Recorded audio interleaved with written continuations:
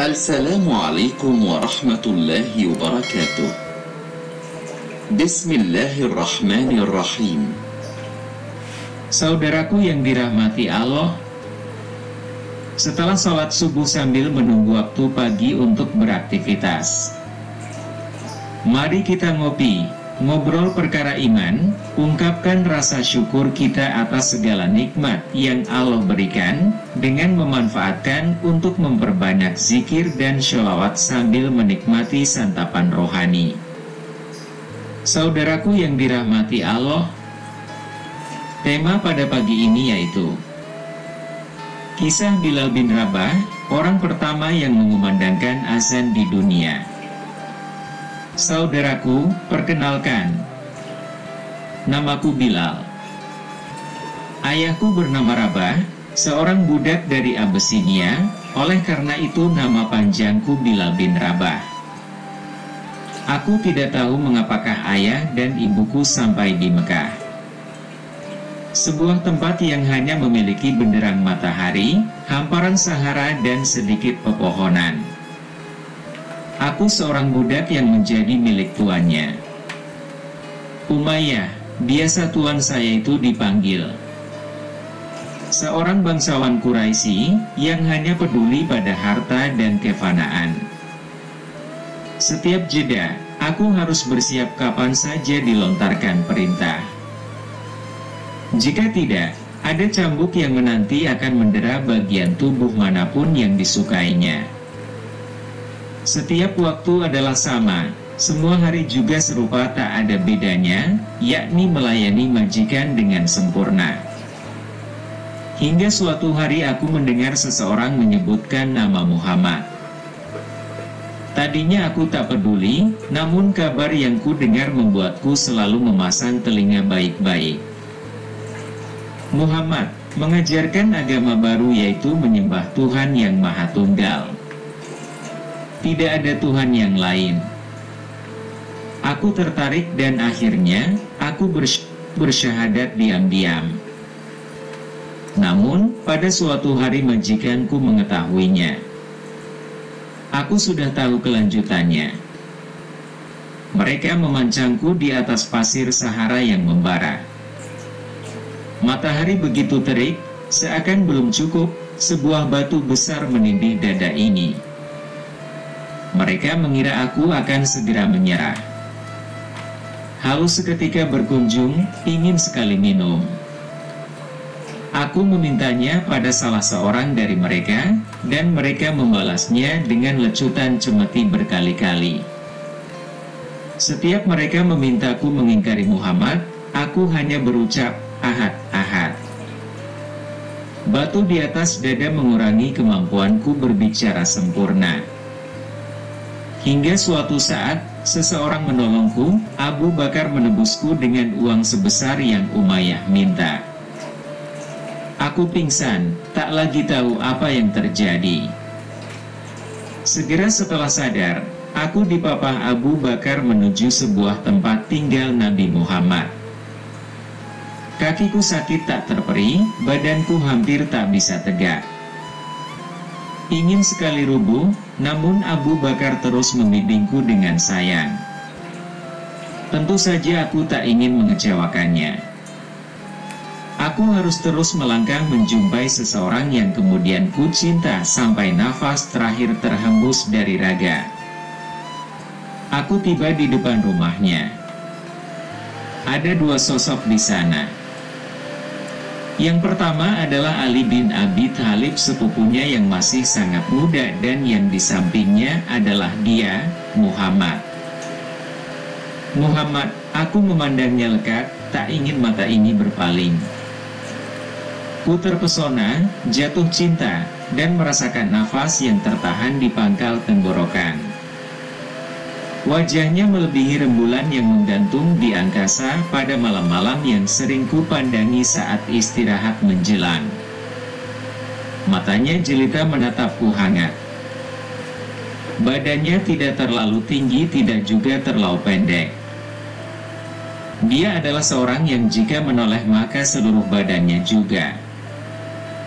Dia menyenyumiku, dan aku semakin mematung, rasakan sebuah aliran sejuk sambangi semua pori-pori yang baru saja dijilati cemeti. Dia bangkit dan menyongsongku dengan kegembiraan yang nampak sempurna. Bahkan hampir tidak kupercaya, ada genangan air mata di pelupuk pandangannya. Ali saat itu bertanya, apakah orang ini menjahati engkau hingga engkau menangis? Tidak, orang ini bukan penjahat, dia adalah seorang yang telah membuat langit bersuka cita. Demikian Muhammad menjawab. Dengan kedua tangannya, aku direngkuhnya, dipeluk dan didekapnya, lama. Aku tidak tahu harus berbuat apa, yang pasti saat itu aku merasa terbang melayang ringan menjauhi bumi. Belum pernah aku diperlakukan demikian istimewa. Selanjutnya aku dijamu begitu ramah oleh semua penghuni rumah. Ku duduk di sebelah Muhammad, dan karena demikian dekat, ku mampu menghirup wangi yang harumnya melebihi aroma kasturi dari tegap raganya. Dan ketika tangan Nabi menyentuh tangan ini begitu mesra, aku merasakan semua derita yang mendera sebelum ini seketika terkubur di kedalaman Sahara. Sejak saat itu, aku menjadi sahabat Muhammad Shallallahu Alaihi Wasallam. Kau tidak akan pernah tahu betapa aku sangat beruntung menjadi salah seorang sahabatnya. Itu kusyukuri setiap detik yang menari tak henti. Aku Bilal, yang kini telah merdeka, tak perlu lagi harus berdiri sedangkan tuannya duduk, karena aku sudah berada di sebuah keakraban yang mempesona. Aku, Bilal Buddha hitam yang terbebas, merebut setiap waktu dengan limpahan kasih sayang Al-Mustafa. Tak akan ada yang kuinginkan selain hal ini. Saudaraku yang dirahmati Allah, oh iya, aku ingin mengisahkan sebuah pengalaman yang paling membuatku berharga dan mulia. Inginkah kalian mendengarnya? Di Yathrib, masjid tempat kami, umat Rasulullah beribadah telah berdiri. Bangunan ini dibangun dengan bahan-bahan sederhana. Sepanjang hari, kami semua bekerja keras membangunnya dengan cinta, hingga kami tidak pernah merasakan lelah. Nabi memuji hasil kerja kami, senyumannya selalu mengembang menjumpai kami. Ia begitu bahagia, hingga selalu menepuk setiap pundak kami sebagai tanda bahwa ia begitu berterima kasih. Tentu saja kami melambung. Kami semua berkumpul, meski masjid telah selesai dibangun, namun terasa masih ada yang kurang. Ali mengatakan bahwa masjid membutuhkan penyeru agar semua muslim dapat mengetahui waktu sholat telah menjelang. Dalam beberapa saat kami terdiam dan berpandangan. Kemudian beberapa sahabat membicarakan cara terbaik untuk memanggil orang-orang. Kita dapat menarik bendera, seseorang memberikan pilihan. Bendera tidak menghasilkan suara, tidak bisa memanggil mereka. Bagaimana jika sebuah genta? Bukankah itu kebiasaan orang Nasrani? Jika trompet tanduk, itu yang digunakan orang Yahudi, bukan? Semua yang hadir di sana kembali terdiam, tak ada yang merasa puas dengan pilihan-pilihan yang dibicarakan.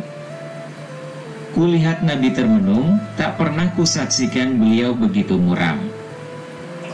Biasanya wajah itu seperti matahari di setiap waktu, bersinar terang.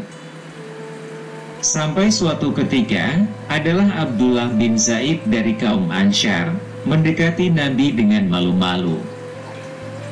Aku bergeser memberikan tempat kepadanya, karena ku tahu ia ingin menyampaikan sesuatu kepada Nabi secara langsung. Wahai utusan Allah, suaranya perlahan terdengar. Masjid hening, semua mata beralih pada satu titik. Kami memberikan kepadanya kesempatan untuk berbicara.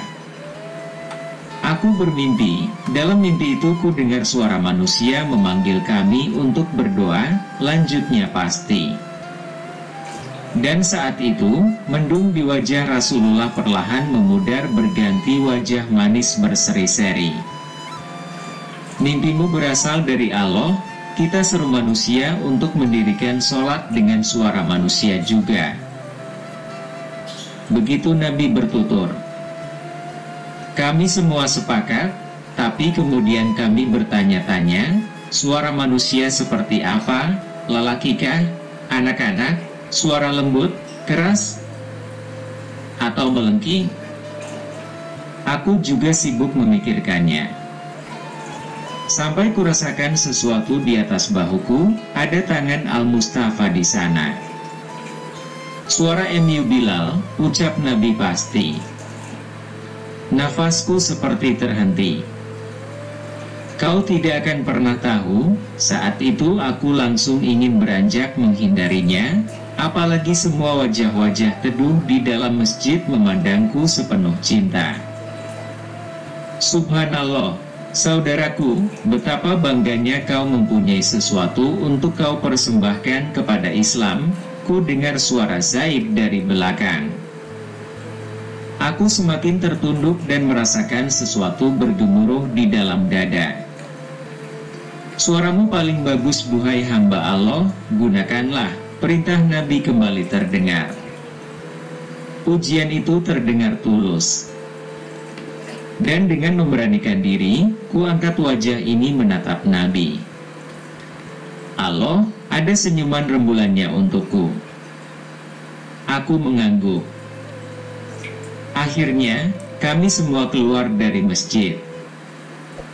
Nabi berjalan paling depan, dan bagai anak kecil aku mengikutinya.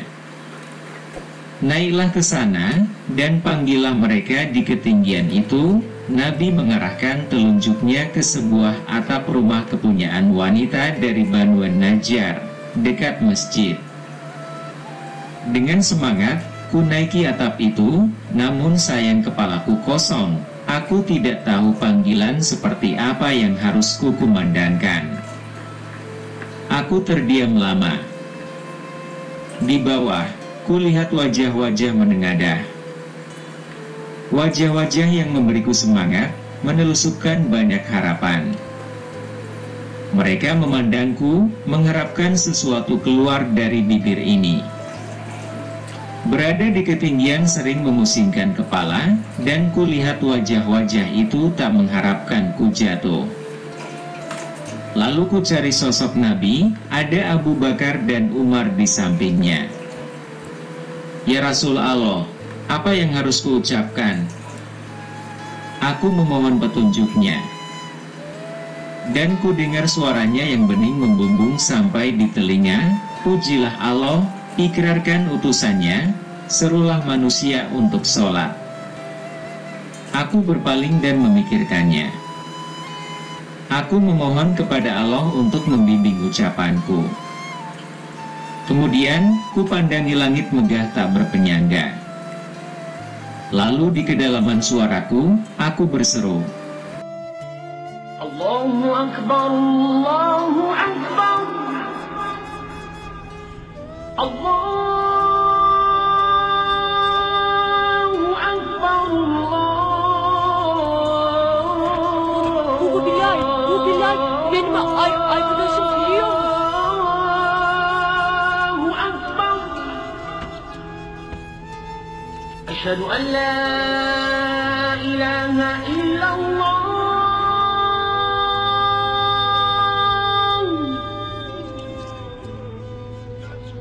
Koş.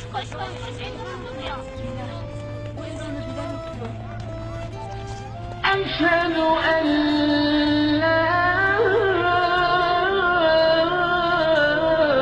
إله إلا الله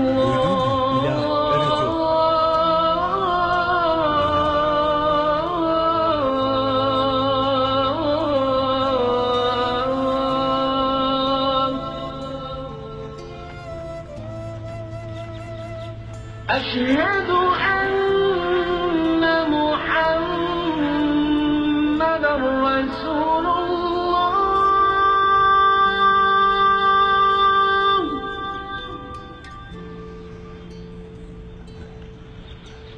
أشهد أن محمد رسول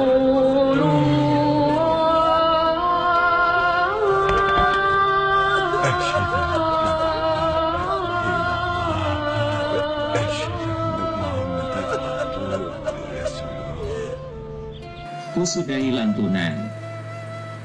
Aku memandang Nabi, dan kau akan melihat saat itu purnama Madinah itu tengah memandangku bahagia. Kuturuni menara, dan aku disongsong begitu banyak manusia yang berebut memelukku. Dan ketika Nabi berada di hadapanku, ia berkata, "Kau Bilal, telah melengkapi masjidku." Aku, Bilal, anak seorang budak berkulit hitam, telah dipercaya menjadi muadzin pertama oleh dia, Muhammad Shallallahu Alaihi Wasallam, yang telah mengenyahkan begitu banyak penderitaan dari kehidupan yang kutapaki. Engkau tidak akan pernah tahu, mengajak manusia untuk sholat adalah pekerjaan yang dihargai Nabi begitu tinggi. Aku bersyukur kepada Allah, telah mengaruniaku suara yang indah. Selanjutnya, jika tiba waktu sholat, maka suaraku akan memenuhi udara-udara Madinah dan Makkah. Hingga suatu saat, manusia yang paling kucinta itu dijemput Allah dengan kematian terindahnya. Purnama Madinah tidak akan lagi hadir mengimami kami. Sang penerang telah kembali. Tahukah kau betapa berat ini kutanggung sendirian? Aku seperti terperosok ke sebuah sumur yang dalam. Aku menangis pedih, namun aku tahu sampai darah yang keluar dari mata ini, Nabi tak akan pernah kembali. Di pangkuan Aisyah, Nabi memanggil ummati, ummati, sebelum nafas terakhirnya perlahan hilang. Aku ingat subuh itu, terakhir Nabi memohon maaf kepada para sahabatnya, mengingatkan kami untuk senantiasa mencintai kalam ilahi. Kekasih Allah itu juga mengharapkan kami untuk senantiasa mendirikan sholat. Jika ku kenang lagi, aku semakin ingin menangis. Aku merindukannya, sungguh betapa menyakitkan ketika senggan yang kupunya pun aku tak dapat lagi mendatanginya. Sejak kematian Nabi, aku sudah tak mampu lagi berseru, kedukaan yang amat membuatku lemah. Pada kalimat pertama lantunan adzan, aku masih mampu menahan diri, tetapi ketika sampai pada kalimat Muhammad, aku tak sanggup melafalkannya dengan sempurna. Adzanku hanya berisi isak tangis belaka. Aku tak sanggup melafalkan seluruh namanya, Muhammad. Jangan kau salahkan aku. Aku sudah berusaha, namun adzanku bukan lagi seruan. Aku hanya menangis di ketinggian, mengenang manusia pilihan yang menyayangiku pertama kali. Dan akhirnya para sahabat memahami kesedihan ini. Mereka tak lagi memintaku untuk berseru. Sekarang, ingin sekaliku memanggil kalian dengan cinta. Jika kalian ingin mendengarkan panggilanku, dengarkan aku, akan ada manusia-manusia pilihan lainnya yang mengumandangkan adzan. Saat itu, anggaplah aku yang memanggil kalian. Karena, sesungguhnya aku sungguh merindui kalian yang bersegera mendirikan sholat. Alhamdulillah kisahku telah selesai, ku sampaikan salam untuk kalian. Wassalamualaikum. Saudaraku, jika adzan bergema, kita tahu yang seharusnya kita lakukan. Ada Bilal yang memanggil. Tidakkah kita tersanjung dipanggil Bilal? Bersegeralah menjumpai Allah, hadirkan hatimu dalam syalatmu, dan Allah akan menatapmu bahagia. Wallahu a'lam bishawab. Saudaraku, Mari kita tengadahkan tangan kita, memohon ampunan dan ridho Allah Subhanahu wa Ta'ala. Ya Allah, kami mengetuk pintu langit-Mu dalam kehusyuan doa. Mengawali pagi ini dengan penuh harapan. Dengan sepenuh hati kami panjatkan harapan dan doa. Ya Allah, kami memohon kepadamu, karunialah kami umur panjang yang berkah, iman yang sempurna, ilmu yang bermanfaat, rizki yang halalan thayyiban, anak yang soleh dan soleha, keluarga yang bahagia, doa yang mustajab, kesehatan yang berkesinambungan, keselamatan dan kesejahteraan di dunia dan di akhirat, serta ridhailah semua ibadah kami. Amin amin ya rabbal alamin. Wassalamualaikum warahmatullahi wabarakatuh. Salam sehat selalu.